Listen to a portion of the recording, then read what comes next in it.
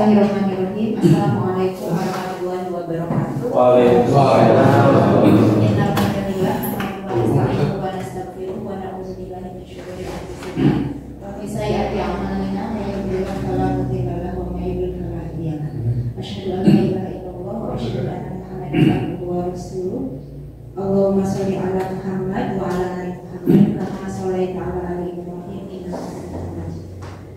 Yang terhormat Ibu Bapak Guru SMP Negeri 1 Tegar Bitung, yang terhormat Bapak Isa Ansori, calon guru penggerak angkatan 9 SMP Negeri 1 Tegar Bitung. Alhamdulillah pada siang hari ini, hari Jumat tanggal 27 Oktober 2023, kita masih bisa bertatap muka, diberi kesempatan oleh Allah Ta'ala untuk berkumpul dalam acara pengimbasan materi guru penggerak, materi pendidikan guru penggerak. Dalam hal ini adalah tentang budaya positif yang nanti akan disampaikan oleh Bapak Isa Ansori. Ibu-ibu dan bapak-bapak semua, materi ini sangatlah penting adanya untuk kita ketahui. Maka mari sama-sama kita fokus menyimak dengan seksama atas apa yang nanti akan disampaikan oleh Bapak Isa Ansori. Kepada Bapak Isa Ansori,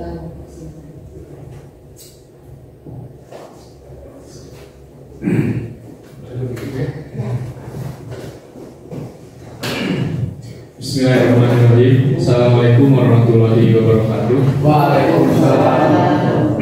Mohon izin berdiri Bapak Ibu, karena slide-nya di sebelah sini. Silakan. biar kamera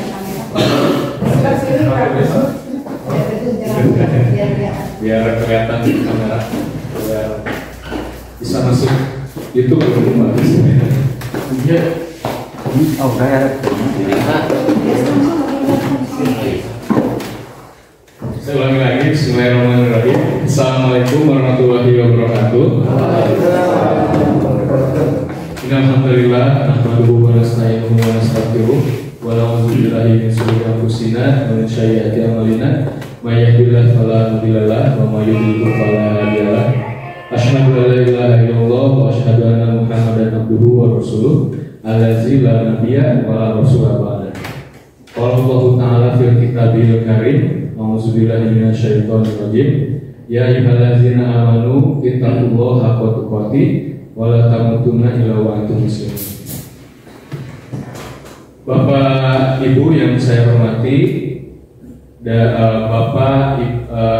Bapak Tatang selaku perwakilan kepala sekolah, yaitu Wakasek Kurikulum, juga Ibu Amalia yang juga mewakili Bapak Kepala Sekolah sebagai Wakasek Kurikulum, dan Bapak Ibu guru hebat ya, yang alhamdulillah hari ini dapat hadir di kegiatan pengimbasan budaya positif di SMP Tegar Bitung.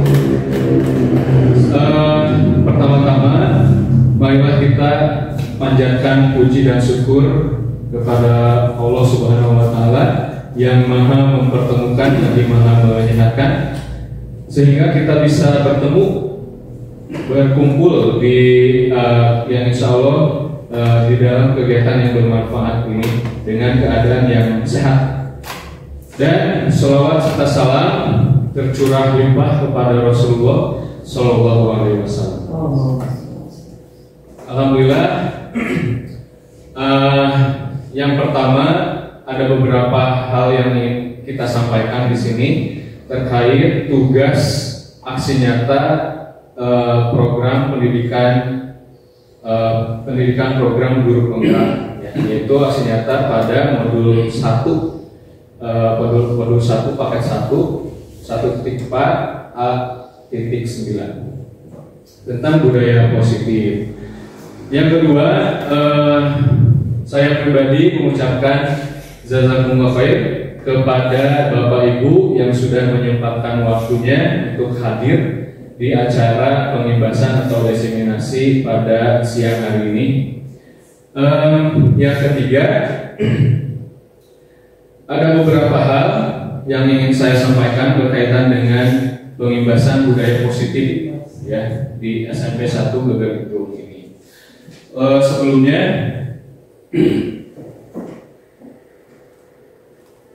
ini perkenalan dulu ya, perkenalan dulu untuk di program guru penggerak ini. Jadi ada instruktur, fasilitator, pengajar praktik, dan CDP.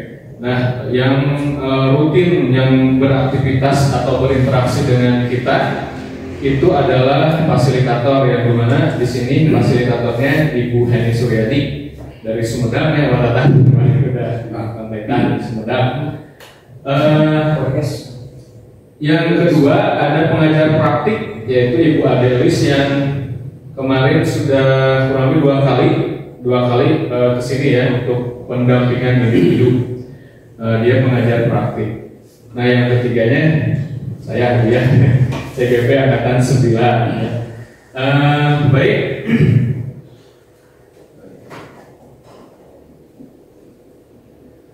Nah pada kesempatan di sore hari ini ada beberapa materi yang akan kita sampaikan terkait budaya positif. Mudah-mudahan Bapak Ibu bisa mengikuti dan fokus terus untuk menerima materi tentang budaya positif. Yaitu yang pertama ada perubahan paradigma belajar, disiplin positif, 5 kebutuhan dasar manusia, yang keempat teori motivasi, hukuman, penghargaan, dan restitusi. Yang kelima segitiga restitusi, yang keenam posisi kontrol guru, yang ketujuh keyakinan kelas. Itu ada 7 ya. Nah, kita persingkat saja. Nanti insya Allah waktu kedepannya itu kurang lebih 1 jam.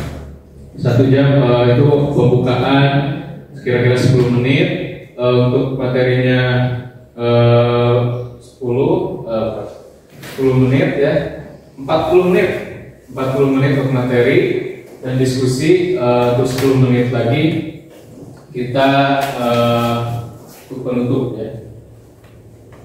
Nah baik Bapak Ibu, sebelum kita mulai kita ada ice breaking dulu, yang intinya ada main games di laptop cuman nggak support internet ke sini. Bapak Ibu bisa mengikuti saya ya, gerakan yang saya praktekkan. Siap ya Bapak Ibu?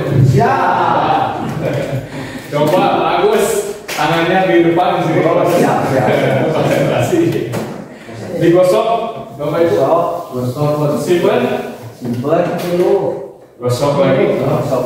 Simpan lagi. Lebih cepat. Simpan. Semakin cepat. Simpan di dagu.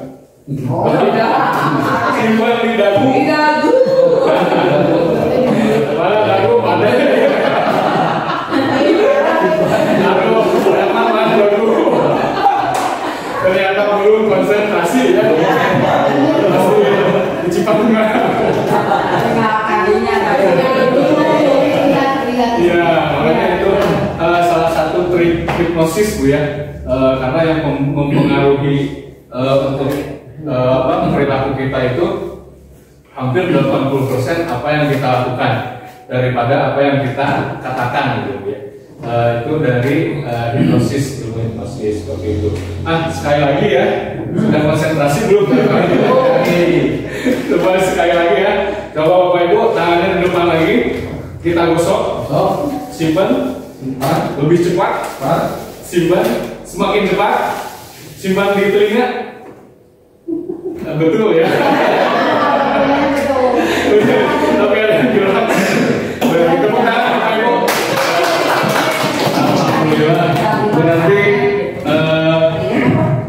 Bapak Ibu semua sudah konsentrasi ya. Sudah konsentrasi. Ini tadi konsentrasinya masih ada yang di kantor atau di rumah dan ada sepi mungkin ya, lewat gitu.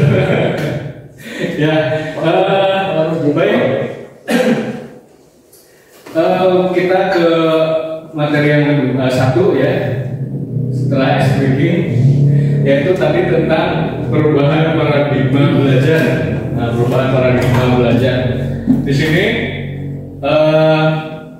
Perubahan paradigma belajar itu adalah pembelajaran yang dirancang untuk mewujudkan profil pelajar Pancasila dengan berdasarkan prinsip pembelajaran diferensiasi yang dapat memenuhi kebutuhan belajar murid.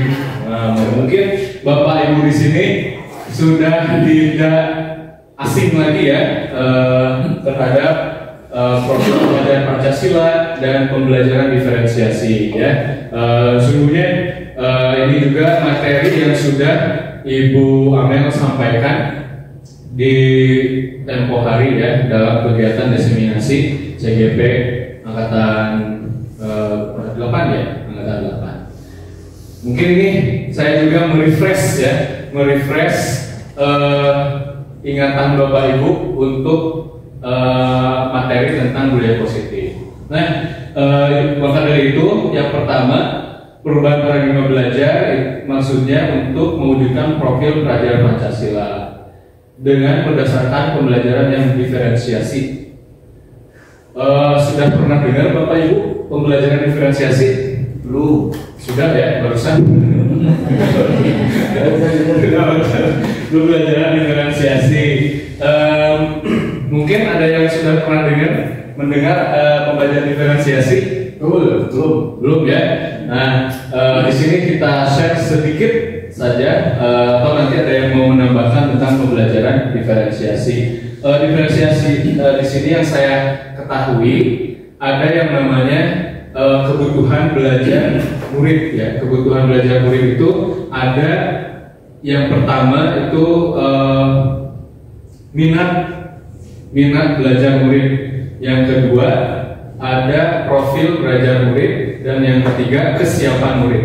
Ya, maaf urutannya kesiapan murid, minat murid, dan tadi apa? Saya lupa. Profil belajar murid ya.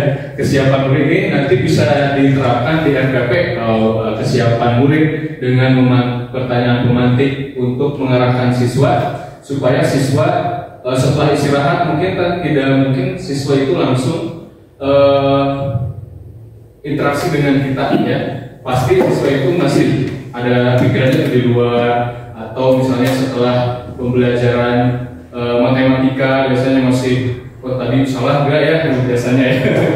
Jadi belum konsentrasi terhadap apa yang akan kita sampaikan. Nah, makanya dicek kesiapan belajar siswa dengan pertanyaan pemantik seperti itu. Terus yang keduanya minat tentang materi ya, materi yang akan kita ajarkan. Terus yang ketiganya profil belajar murid. Profil belajar murid itu ada yang namanya gaya belajar siswa, ada yang visual, ada yang auditory dan kinestetik. Nah, bagaimana cara mengetahuinya? Nah, itu untuk pembelajaran diferensiasi itu kita awali dulu dengan asesmen diagnostik. Mengaku Ibu,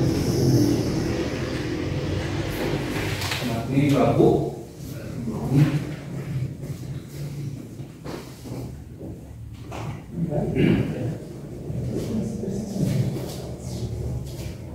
Oh, kayaknya dari sananya. Sebentar boleh. Umpamanya.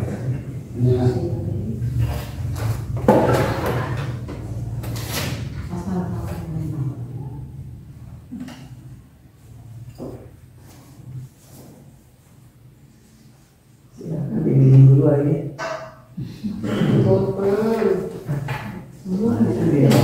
Habis. Sama kopi.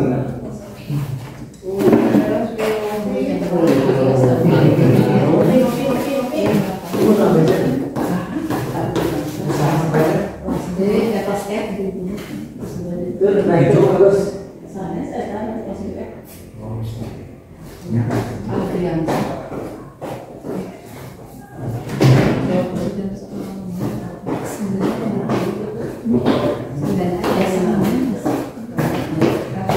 apa buat lampu?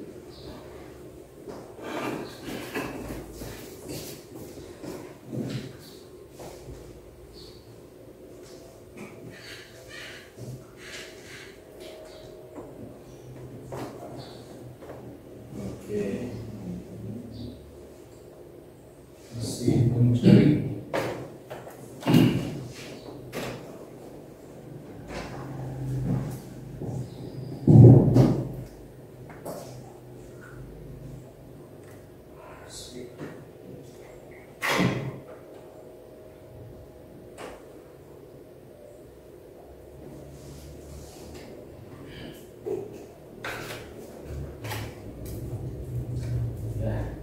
biasa ini tangan ya.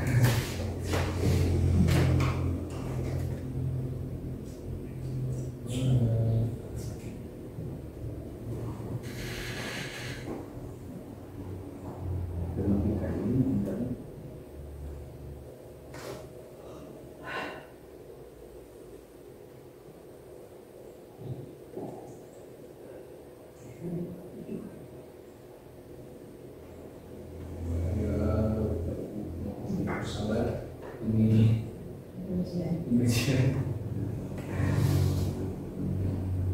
Namanya Pak Isa. Ustaz. Alhamdulillah ya sudah ada. Oke, Bapak Ibu kita lanjutkan ya, itu tentang paradigma belajar. Jadi perubahan paradigma belajar itu saya ulangi lagi, pembelajaran yang dirancang untuk mewujudkan profil pelajar Pancasila dengan berdasarkan prinsip pembelajaran diferensiasi yang dapat memenuhi kebutuhan belajar murid. Nah, di sampingnya ada profil pelajar Pancasila. Ya. Baik, kita langsung saja ke materi yang kedua. Ya. Di sini masih ada 4 jenis ilusi kontrol dalam proses perubahan paradigma. Aduh, saya mau kata ini 4 jenis ilusi. Nah, yang pertama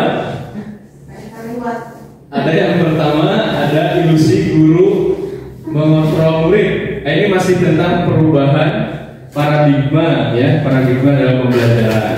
Nah, yang pertama ada ilusi guru mengontrol murid ya. Biasanya di kelas atau saya sendiri murid itu bisa kita kontrol sendiri ya, tapi nyatanya dengan misalnya kita bersikap tegas atau apa, menyarankan atau apa, tapi mereka tetap aja selalu melakukan hal seperti itu lagi, mengulanginya kembali. Yang ketiga ada ilusi bahwa kritik dan membuat orang merasa bersalah dapat menguatkan karakter.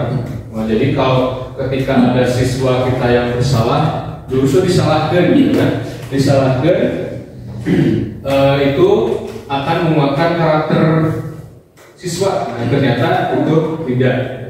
Yang ketiganya, ilusi bahwa orang dewasa memiliki hak untuk memaksa. Ada tiga ya. Ada 3 ilusi bahwa orang bisa melihat. Jadi otomatis ya si murid kan lebih muda daripada kita dan kita lebih dewasa daripada murid. Otomatis kalau yang kita amati lebih dewasa itu bisa mengontrol atau misalnya mengendalikan si orang-orang yang lebih muda daripada kita. Tapi itu tidak bisa ya.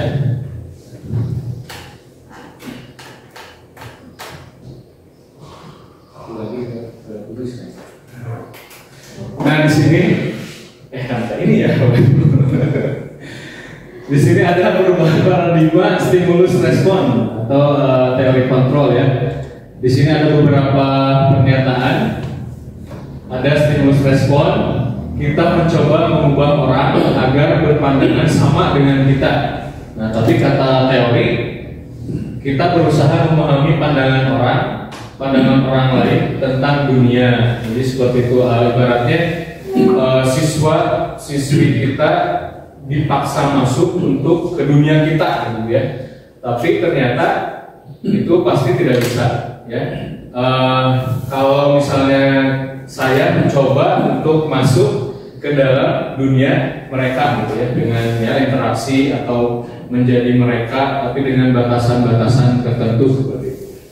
Yang kedua, perilaku buruk dilihat sebagai suatu kesalahan. Jadi kalau ada siswa yang berperilaku tidak baik atau buruk, itu merupakan sebuah kesalahan. Nah, menurut teori kontrol, semua perilaku itu memiliki tujuan. Jadi arek anu buruk, arek anu baik, semuanya pasti punya tujuan.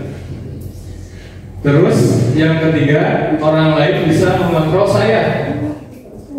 Kata teori, hanya Anda yang bisa mengontrol diri Anda. Nah, kalau misalnya kata sebelum kita mengenal teori kontrol tersebut, kita itu bisa dikontrol orang lain, ya. Tapi secara teori kita tidak bisa mengontrol orang lain seperti itu. Terus yang kelima, 1, 2, 3, 4, 5, pemaksaan ada pada saat rujukan gagal. Ketika kita membujuk seseorang untuk berlaku baik dan gagal, terus kita misalnya meluap emosi kita gitu ya. Terus kalau kata teorinya, nah kalau dengan paksaan dan gagal, secara teori itu harus kita berkolaborasi menciptakan pilihan-pilihan baru atau menciptakan solusi-solusi baru gitu ya, untuk memecahkan masalah tersebut. Kalau yang terakhir, model berpikir menang atau kalah, tuh ya. Sedangkan di teori kontrol, model berpikir menang-menang atau win-win solution ini akan berhubungan dengan nanti cara mengatasi siswa yang unik atau bermasalah. Itu perubahan paradigma stimulus ya. Mudah-mudahan setelah kita memahami teori ini, kita sedikit banyaknya akan merubah cara pandang kita terhadap siswa-siswa kita. Amin. Nah, yang selanjutnya yaitu tentang disiplin positif. Nah, yang selanjutnya tentang disiplin positif.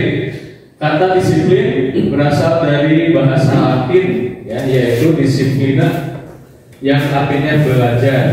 Nah, tapi secara umum kita memahami makna disiplin positif itu atau kata positif itu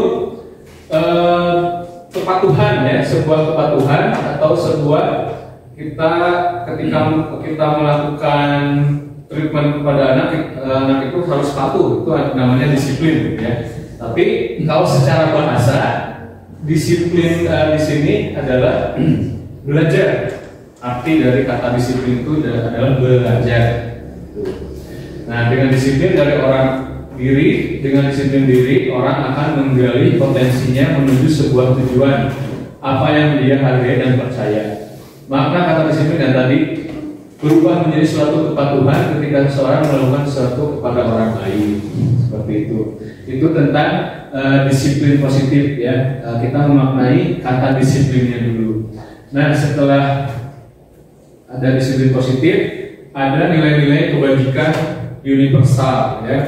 Yang mana nilai-nilai kebajikan universal ini adalah nilai-nilai yang menurut kita baik ya.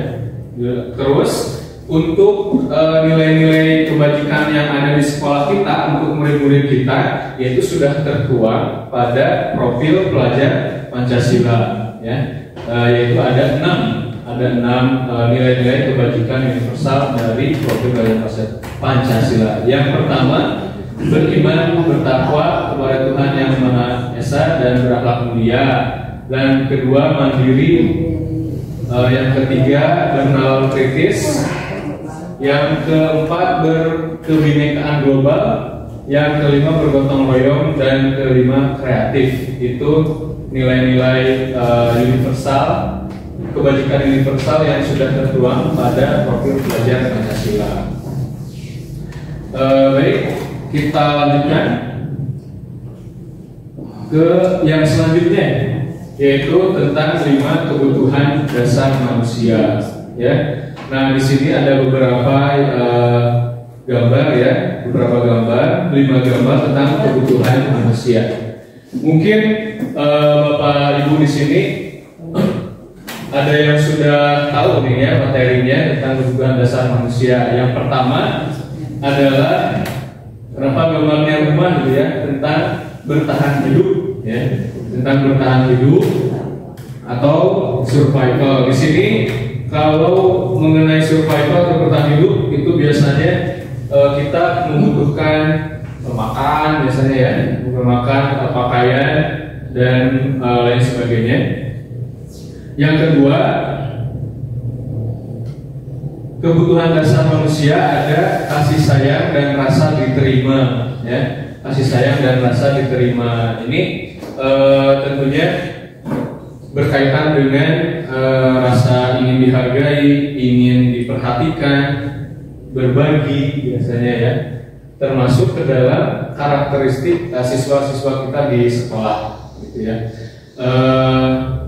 Ada siswa yang melakukan sesuatu yang kurang baik. Nah, mungkin kalau kita identifikasi kenapa mereka melakukan itu, nah mungkin tujuannya akan berhubungan dengan 5 kebutuhan dasar manusia ini. Atau misalnya karena bangor, karena tidak baik, mungkin di rumahnya kurang perhatian atau kurang kasih sayang oleh orang tuanya, seperti itu.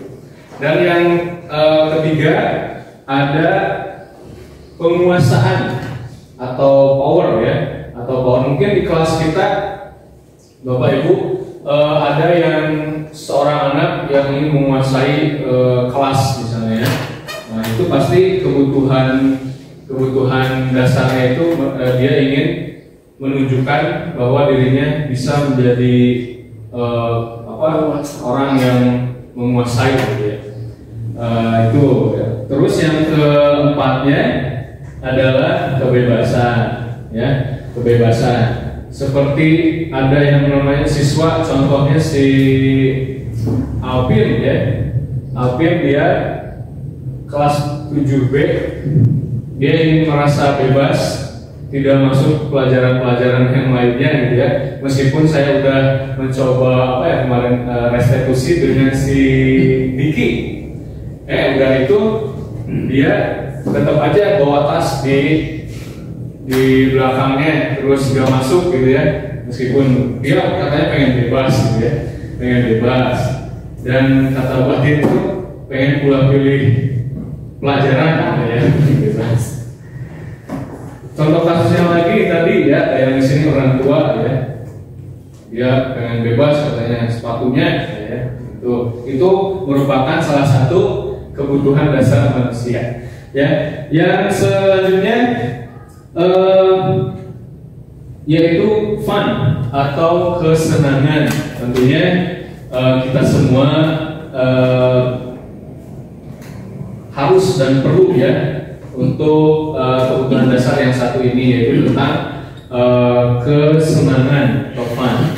Nah mungkin salah satu misalnya kendala anak-anak tidak betah di kelas kita tidak menciptakan suasana atau vibes yang menyenangkan, gitu ya. Jadi kesel biasanya, atau misalnya udah dulu segala macam, mereka jadi keluar biasanya.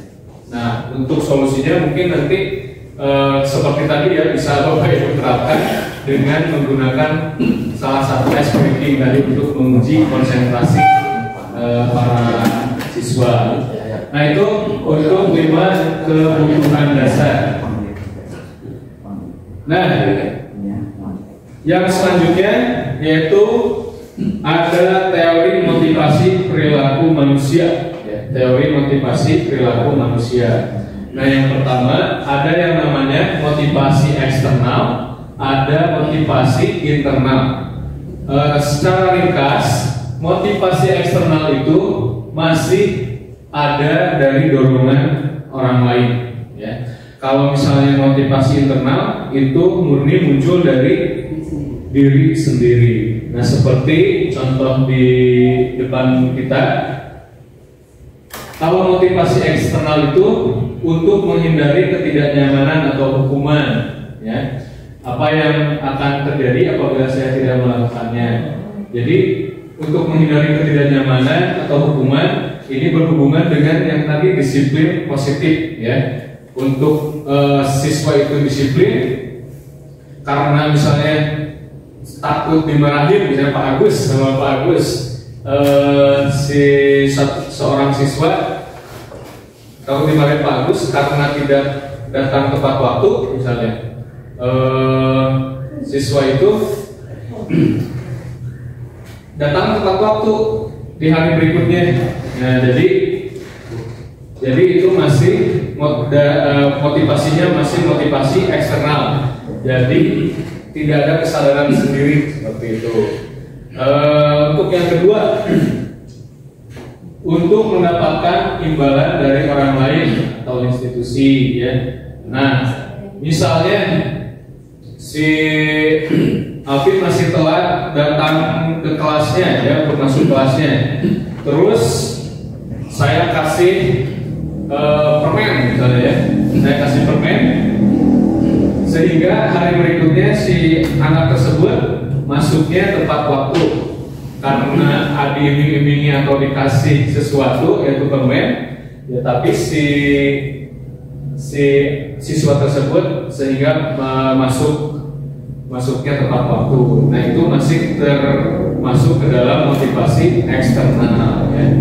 Nah, ini bagian nomor 3, yaitu untuk menghargai diri sendiri, ya, untuk menghargai diri sendiri atau kesadaran diri sendiri, motivasi internal, ya. Contohnya, untuk datang ke sekolah tidak ada paksaan dari luar, tidak takut hukuman, tidak takut dimarahi oleh guru. Siswa tersebut sudah dengan sendirinya datang ke sekolah dengan tepat waktu. Nah, itu ada motivasi internal, ya. Nah, ini sendiri, motivasi internal sendiri adalah tujuan dari disiplin positif. Untuk selanjutnya ada yang namanya penghargaan dan hukuman, ya. Mungkin barangkali di sini Bapak Ibu ketika mengajar ada yang pernah memberikan penghargaan dan hukuman. Di sini pasti pernah, ya, penghargaan dan hukuman. Pada saat pernah memberikan penghargaan, contohnya apa pada saat di kelas masih buku satu pak biasanya gitu, ya. Masih apa? Keripik. Oh, jadi kita beli dulu keripik, ya, dari siswa yang penjualan, terus kita kasih kepada siswa yang bisa menjawab, misalnya, ya, yang bisa menjawab pertanyaan itu sama, ya. Kita beli dulu cilor ada, ya, cilara yang bilang kita beli dulu, terus anak-anak yang bisa jawab silahkan kalian pulang, nah, ya, itu pernah saya lakukan, ya.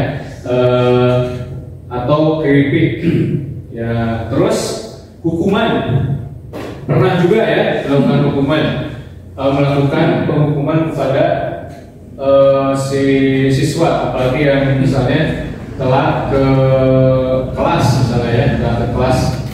Biasanya kalau telat ke kelas dia harus jalan bebek, gitu, ya. Kalau saya jalan bebek atau duduk dulu di depan, seperti itu. Nah, itu mungkin contoh dari hukuman, ya. Mungkin Pak Yaman pernah menghukum siswa ketika misalnya elek atau main di kelas atau datang tidak tepat waktu, karena bentuk hukumannya apa? Mengambil sampah, ya, mengambil sampah, tidak mengambil sampah dan terus buang kepada tempatnya, ya. Nah, itu merupakan hukuman. Nah, di sini berdasarkan teori bahwa penghargaan dan hukuman itu sama derajatnya, gitu, ya. Bahwa penghargaan berlaku sama dengan hukuman. Jadi kita kalau misalnya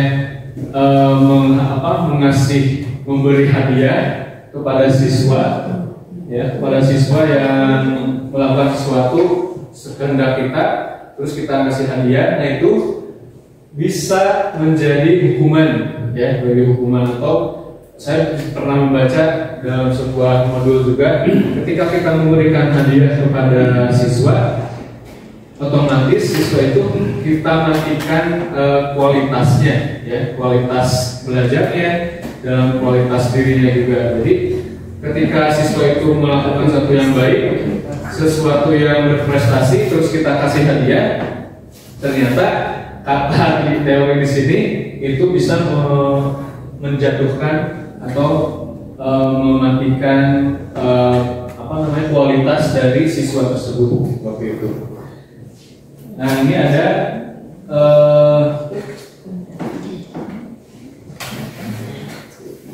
bentuk atau jenis dari hukuman dan konsekuensi, ya. Nah, ada yang namanya hukuman, ada konsekuensi katanya. Terus kalau bentuk hukuman di sini sifatnya itu tidak terencana, ya. Kalau hukuman sifatnya tidak terencana. Misalnya ada siswa kita yang tidak mengerjakan tugas, langsung kita hukum push up, ya, itu tidak direncanakan, itu otomatis gitu ya dari dalam diri kita.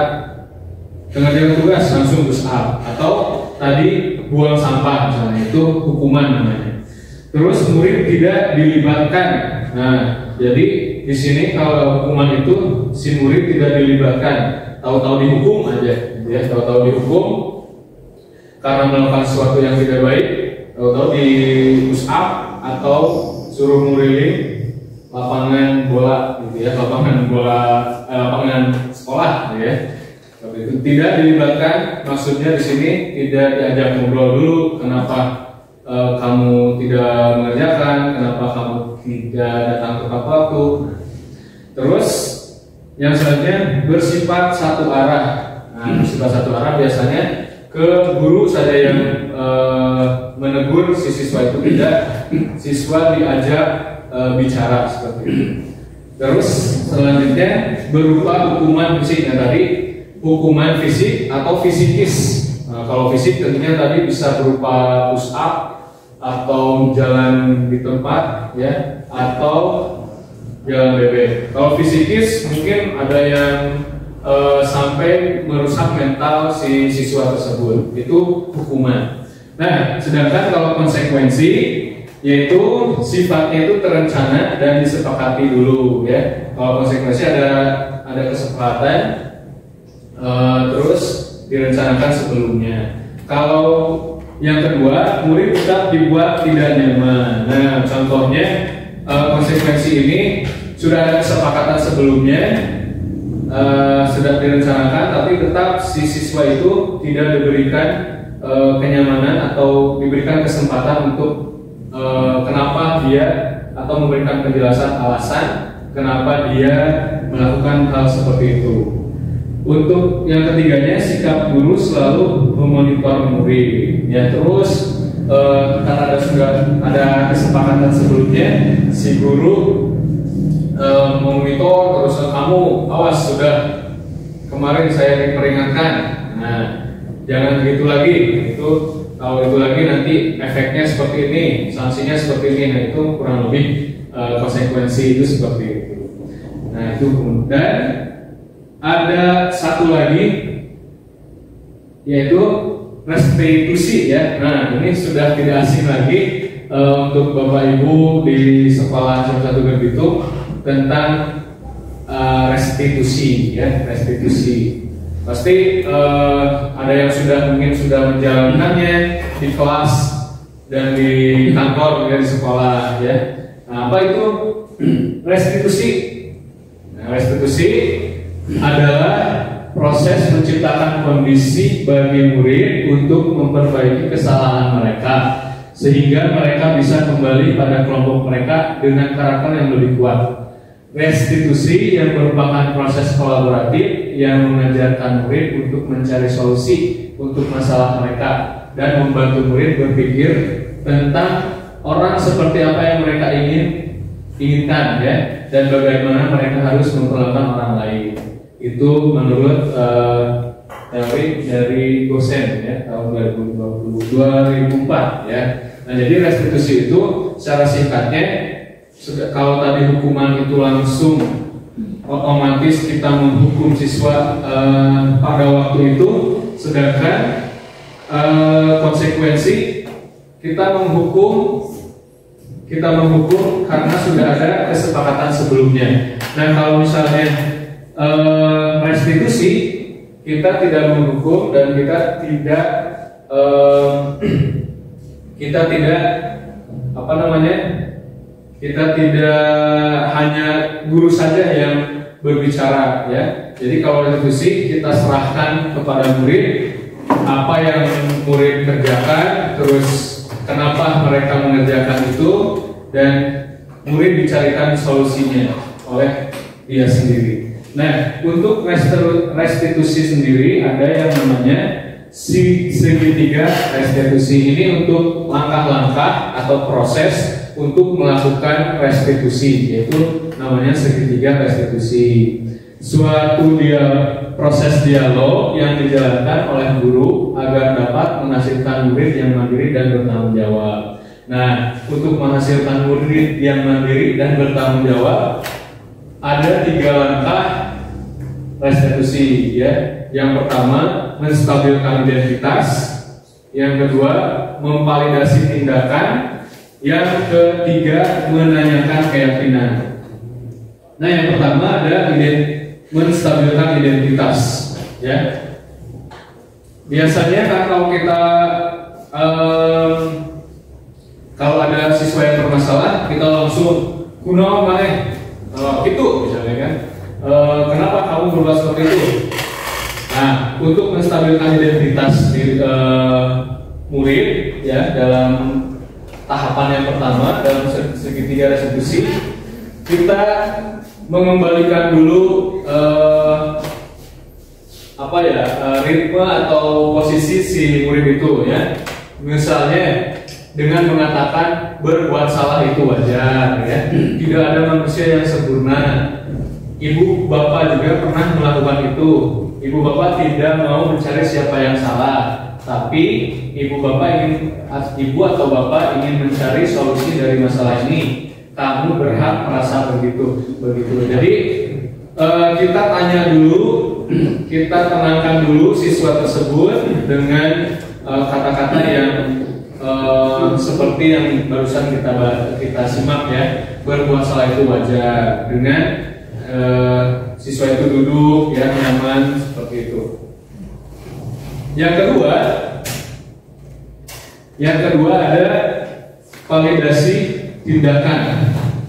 Validasi tindakan yang salah, ya, dengan cara mengatakan kamu pasti punya alasan mengapa melakukan hal itu, padahal kamu bisa melakukan yang lebih buruk dari ini. Terus kamu paling bangga karena telah melindungi sesuatu yang penting buat kamu. Kamu melakukannya karena mempertahankan sesuatu yang penting bagimu. Itu contoh untuk memvalidasi tindakan dari siswa. Yang ketiganya, menanyakan keyakinan, ya. Pasti Bapak Ibu di sini sudah membuat keyakinan kelas. Nah, untuk yang ketiga, tahap ketiga ini, si murid kita kembalikan lagi kepada keyakinan kelasnya masing-masing. Keyakinan misalnya melanggar tidak tepat waktu masuk ke kelas, nah kita kembalikan lagi ke keyakinan tersebut. Terus kita tawarkan solusinya apa, dan biar mereka yang mencari solusinya sendiri, ya. Contohnya yang sudah saya rasakan atau alami setelah menerapkan segitiga restitusi ini, Bapak Ibu, kita nyaman, ya, kita tidak menghabiskan energi, tapi mungkin ada kekurangan juga, ya, kekurangannya juga.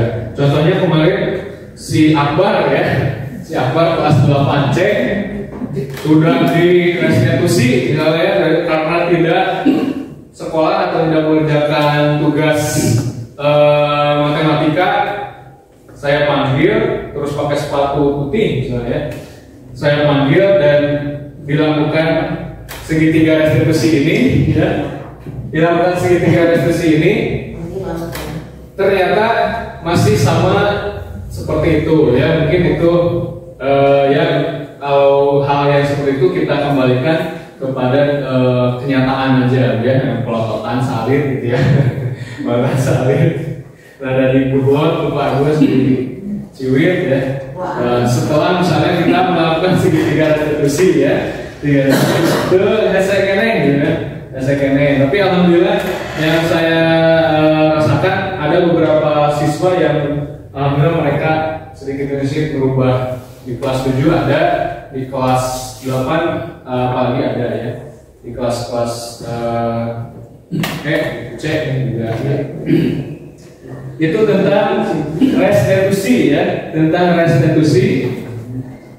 Yang selanjutnya, yang terakhir, ini Bapak Ibu, yang terakhir ada 5 posisi kontrol guru, ya, 5 posisi kontrol guru, ya, kontrol guru, yaitu ada sebagai penghukum, ya, sebagai pembuat orang merasa bersalah. Yang ketiga sebagai teman, yang keempat pemantau, dan yang kelima adalah manajer, ya. Nah, sebelum nanti Bapak Ibu pernah melaksanakan atau menjadi atau berada di posisi yang mana, ya. Kalau menghukum itu seperti tadi ya, sifatnya itu guru menghabis, menunjuk-nunjuk, menyakiti, menyindir, ya. Kalau kamu tidak melakukannya, awas ya, rasakan. Memberontak, menyalahkan orang lain, berbohong. Terus kalau yang membuat bermasalah, membuat orang merasa bersalah, menceramahi dan mengatakan seharusnya kamu ini, ibu kecewa, kamu bla-bla-bla, gitu ya. Kamu seharusnya sudah tahu, ibu telah sekali, nah itu membuat merasa bersalah. Terus yang ketiga sebagai teman, ya, membuatkan alasan-alasan untuk muridnya. Ada kata-kata seperti ini kalau misalnya kita berperan sebagai teman. Ayolah lakukan demi ibu atau demi bapak. Terus masa kamu tidak mau? Tidak mau. Ingat tidak ibu pernah bantu, bla bla bla. Seperti memposisikan sebagai teman. Ada kata-kata ayolah, gitu ya, seperti itu. Ayo aku mister geus di bejaan bla bla mister era misalnya gitu ya Pak Gus. Era tuh baju umi. Ayo ditanyakan tugas, tapi tetap kene ya baru. Nah itu sebagai teman. Nah mungkin salah satu peran saya ini ya biasanya ke anak-anak itu sebagai teman. Terus pemantau. Pemantau itu menghitung dan mengukur. Biasanya kita melihatnya ke peraturan-peraturan sekolah, terus keyakinan kelas. Nah, kalau misalnya ada anak yang kira-kira akan melakukan sesuatu yang tidak baik, nah, guru eta biasanya dipantau. Meneng, awas kamari, Yubis melakukan ini, kamu sudah melakukan ini, jangan dilakukan lagi. Nah, yang terakhir ada manajer. Nah, manajer ini mengajukan pertanyaan-pertanyaan ini yang berhubungan dengan segitiga restitusi tadi ya. Kalau misalnya Bapak Ibu menerapkan segitiga restitusi, berarti Bapak Ibu berperan sebagai manajer di kelasnya. Seperti itu. Ketika ada siswa yang bermasalah, kita melakukan segitiga restitusi, berarti kita berperan sebagai manajer. Nah, coba Bapak Ibu sebelum kita berlanjut ke berikutnya, kira-kira di 5 posisi kontrol ini yang Ibu pernah lakukan kira-kira di posisi yang mana? Pak Tatang mungkin di posisi yang mana Pak Tatang? Posisi kedua. Posisi kedua membuat orang merasa bersalah ya.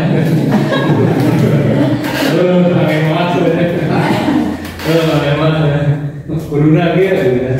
Nah itu merasa orang bersalah. Kalau misalnya Pak Ilham, biasanya di mana Pak Ilham? Menghukumi langsung ya. Jadi manajer. Kira-kira apa Pak Ilham?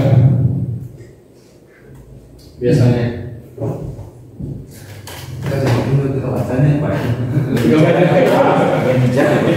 Penghukum buat orang masalah, teman tua manajer. Manajer yang paling bagus. Paling bagus manajer. Saya mau pilih manajer. Nah, bagus manajer ya. Pak Haji, apa Pak Haji Adek? Biasanya? Cuma pemantau. Oh, pemantau. Contohnya. Terjadi lah Pak.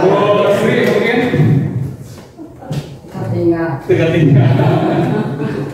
Bu Haji, hukum ya pasti ya. Luar biasa ya. Ya apa yang penghukum. Nah, ternyata kalau kita berperan ada dua peran di sini ya, yang menghukum dan membuat orang merasa bersalah itu katanya dikategorikan sebagai identitas gagal atau nanti akan menghasilkan mungkin si murid-murid itu tidak memunculkan motivasi internalnya atau motivasi dari diri sendirinya ya. Seperti itu. Terus untuk dua berikutnya yaitu teman dan pemantau.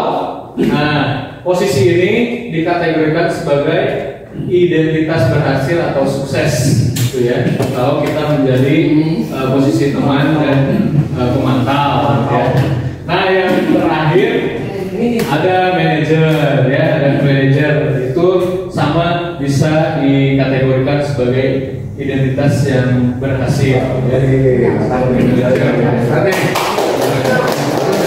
bagus ya.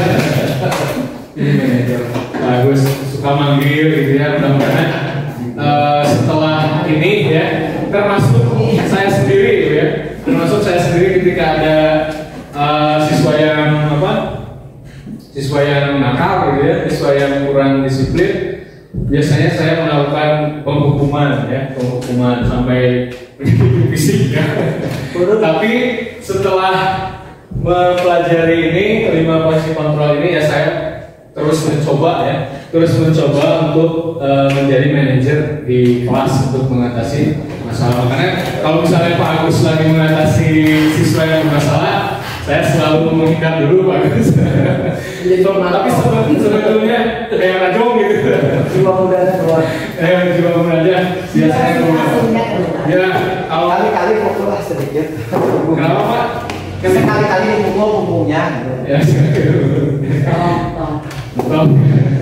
sampai itu. Ya mudah-mudahan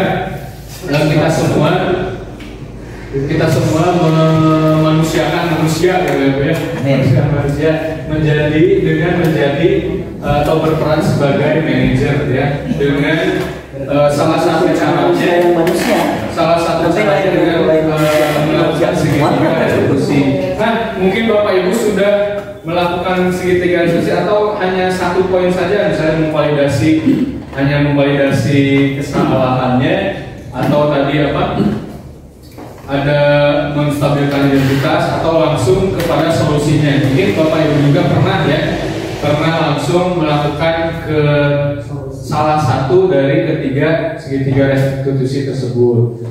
Kalau misalnya ketiga-tiganya dipakai, insya Allah mereka juga nyaman gitu ya. Terus diajak komunikasi, diajak ngobrol, karena mereka, kalau saya selalu bilang ketika ngobrol dengan mereka, saya tidak akan melakukan apapun kepada kalian karena kalian sudah dewasa, sudah mulai remaja, dan sudah mulai bisa diajak ngobrol gitu. Jadi mereka diajak ngobrol seperti itu. Ini contoh-contoh pernyataan dari tadi ya, seorang posisi kelima peran tadi ya. Pernyataannya, saya kecewa sekali dengan kamu. Nah itu siapa yang mengatakan itu? Yaitu si perannya membuat orang merasa salah ya. Kalau kamu tidak pernah benar melakukannya, nah itu hukum ya. Terus selanjutnya, ayolah lakukan demi ibu ya. Nah, ayolah lakukan demi Pak Agus, karena Pak Agus sudah ngebot, misalnya aku ikut deh, ya, misalnya itu ya, itu sebagai teman gitu, sebagai teman. Terus apakah kamu mau mendapatkan stiker bintang hari ini? Nah, itu sebagai pemantau ya. Nilai kamu di lembar nilai, misalnya itu pemantau ya, bagus. Ada lembar nilai. Bagaimana kamu bisa menyelesaikan masalah ini? Itu sebagai manajer ya. Bagaimana kamu bisa menyelesaikan masalah ini? Contoh kasusnya kemarin yang memecahkan kaca 8C, tidak saya langsung eksekusi ya, tapi saya coba restitusi, dipanggil, dan alhamdulillah mereka mau menggantinya, tapi belum sampai sekarang. baru mau. Si Jaki beres belum? Jadi ngambil celana berhasil. Jadi berhasil berhasil. Tapi mau katanya Si Jaki itu mempuskan kayak dia, ya? pulang karena kayaknya masih kerja di luar seperti itu. Nah, alhamdulillah ya. Terima kasih. Oke, alhamdulillah materi demi materi sudah kita lewati mengenai budaya positif ya. Kalau lupa saya nanti akan membagikan padlet atau refleksi kepada Bapak Ibu melalui link ya, melalui link yang akan Bapak Ibu padlet akan seperti Google Form lagi. Akan saya kirim linknya untuk merefleksikan hasil dari pembebasan di hari ini. Kalau di WA Bisa.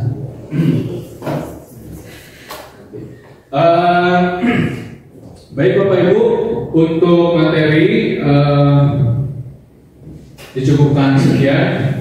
Mungkin ada tambahan atau pertanyaan dari Bapak Ibu, mungkin boleh langsung ya dari Pak Agus yang gercep ya, dari Pak Agus. Kita coba. Udah kayak tangan. Silakan Pak Agus. Bismillahirrahmanirrahim. Assalamualaikum warahmatullahi wabarakatuh. Waalaikumsalam. Seharusnya sih saya harus pintar gitu ya, seharusnya karena menerima materi ini pertama dari Ibu Amalia yang kebetulan pada saat itu saya diminta untuk bergabung dengan Ibu Amalia ya, di samping guru yang lainnya. Ditambah sekarang dengan Faisa. Ini hanya sebuah pemikiran saya gitu ya. Siap. Karena tadi kan nanti judul nanti apa? Budaya positif. Oh, budaya positif ya. Budaya positif ini malu ngatur besar ya. Budaya positif ini Ya, adalah perwujudan dari nilai-nilai dan keyakinan yang terapkan di sekolah ya.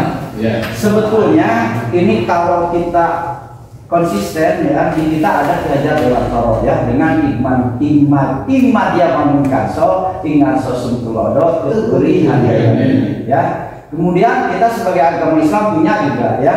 Kemudian kita sidik ya, amanah, patonah, kemudian satu lagi tabligh, amanah, sidik dan patonah ya. Nah cuma terkadang teori pendidikan itu diterapkannya hanya sebatas pada kata-kata begitu ya. Tetapi andaikan kita seperti mengacu kepada teori pendidikan yang diterapkan oleh Ki Dewantoro saja, di mana kita berperan sebagai guru di depan, di tengah, di belakang, kita lebih mencontohkan kepada anak-anak itu sebagai sebuah keyakinan bahwa dengan memberikan contoh keteladanan yang baik terhadap siswa, insya Allah dengan sendirinya juga siswa akan mengikuti. Apalagi jauh lebih dari itu kalau kita mengikuti sifat wajib yang diterapkan oleh Rasul. Lebih luar biasa teori pendidikan ini ya. Dan tidak hanya sebatas kita pandai berkata-kata, tetapi manakala realisasinya sulit diterapkan di sekolah. Selama ini terus begini, teori sebagus apapun, pendidikan tidak akan berhasil. Terima kasih. Luar biasa ya, bagus. Terima kasih atas tanggapan atau sharingnya itu ya. Lumayan ya. Tambahan pemikiran bagus luar biasa ya. Memang betul seperti filosofi game tadi ya, atau ice breaking tadi, bahwa siswa itu siswa atau anak ya, anak itu akan melakukan apa yang dilihatnya ya. Apa yang dilihatnya. Jadi kalau misalnya contohnya jadi contoh Pak Agus ya, misalnya si abang itu, si abang udah maghrib misalnya, abang ayo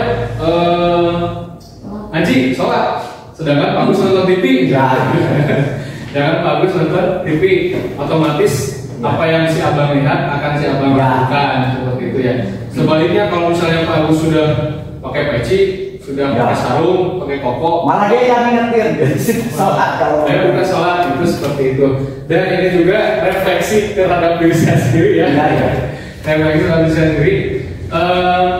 Belum disiplin waktu tentunya ya, disiplin waktu mudah-mudahan. Tapi untuk datang ke sekolah, mudah-mudahan dengan adanya pelatihan ini menyadarkan kita semua, khususnya saya sendiri. Tapi untuk datang ke sekolah bisa terlambat asalkan datang ke kelas, jangan sampai gitu ya seperti itu. Mungkin kalau misalnya ada keperluan yang sangat besar ya itu banyak. Nah, terima kasih Pak Gus, luar biasa sekali. Mungkin ada lagi tambahan dari Ibu Amel, dari Pak dari Bang aja.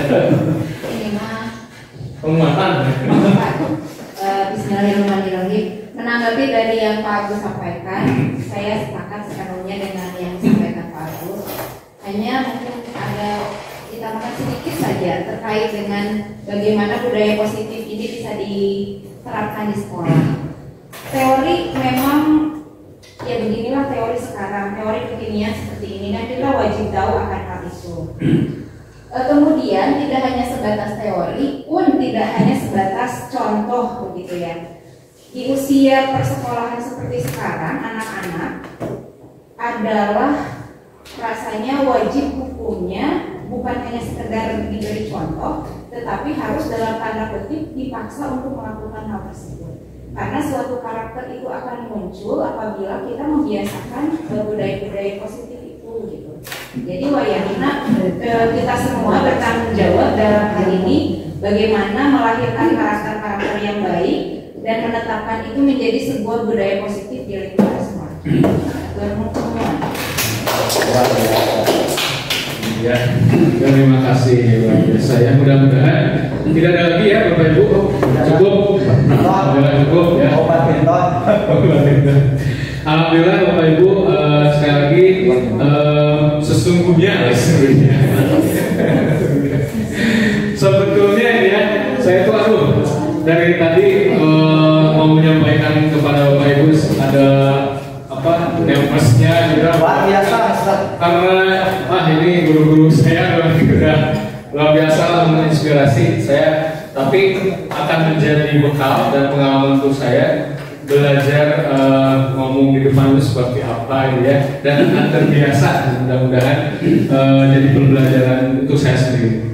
Baik Bapak Ibu, kalau sudah tidak ada, sekali lagi saya pribadi mengucapkan banyak terima kasih sudah bisa mengikuti kegiatan pengibasan untuk tugas saya di program guru penggerak. Mudah-mudahan apa yang Ibu berikan, mau itu waktu atau tenaganya, akan dibalas oleh Allah. Amin. Dengan yang lebih baik dan lebih berlipat.